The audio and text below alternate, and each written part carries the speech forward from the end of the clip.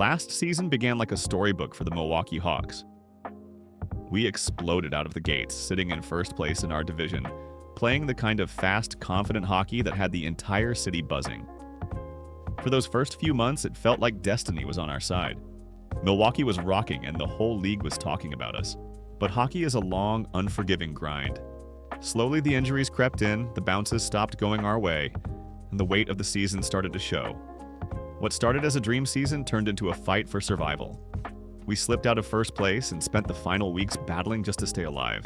In the end, we scraped into the playoffs as the last wildcard team. Exactly what we had promised ourselves we would never do again. We still made it. The city believed. And we believed. Then we ran into the Colorado Avalanche in the first round. The same team that ended our season the year before. The series was physical, it was emotional, and it was tense.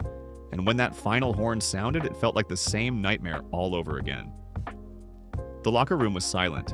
Grown men who had poured everything into that season sat with their heads down, fighting back tears, not again. We were gutted. That pain didn't leave us when the season ended.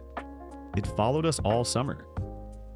We sat in empty arenas and quiet meeting rooms and asked ourselves the hard questions. We looked each other in the eye and made a promise. We can't ever let this happen again. Even with the disappointing outcome, there were plenty of positives to take away from the season, things to build on. Firstly, Ryan Rubrog popped off with 79 points on the season, ensuring his spot in the top 6 for years to come. A potential superstar in the making. Brandon Mackenzie finally had his breakout season, scoring 31 goals, answering any questions the front office may have had on if he will be a part of the future. The Caden Lindstrom at center experiment failed, so now we know his spot is on the left wing. Owen Power is putting up numbers that you could expect from a former number 1 overall draft pick. Anton Lundell continues to preform at a pace that far exceeds his contract. But there are no moral victories. If we are going to make a real run at the Stanley Cup, things had to change. So we got to work. We started at the top. We let go of the old coaching staff and brought in fresh voices, new ideas, and a completely rebuilt scouting and development department, ready to find the next generation of Milwaukee Hawks. Then came the toughest decisions, the ones on the ice. Entering the offseason, the Hawks were cash-strapped, coming in with just around $6 million.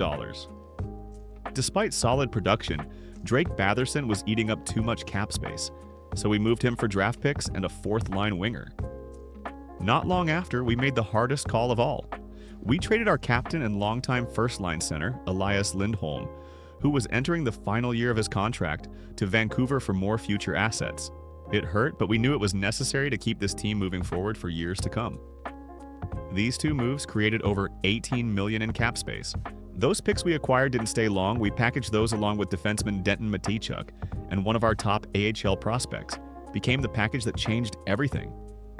We used them to bring in Trevor Zegras, a younger, faster, more skilled center who instantly gives us the creativity and speed we need to push deeper in the playoffs. We hope he is the guy that moves the needle. The trades gave us the money we needed to lock up one of our brightest young stars. Brandon Mackenzie is now signed long-term at $11.9 million a year. He's the future of this franchise, and he's here to stay. We also had room to extend core defenseman Owen Power, keeping our blue line anchor right where he belongs. And to finish off the offseason, we looked down at our minor leagues and thought it was time to bring in the players we've been developing for years in the AHL.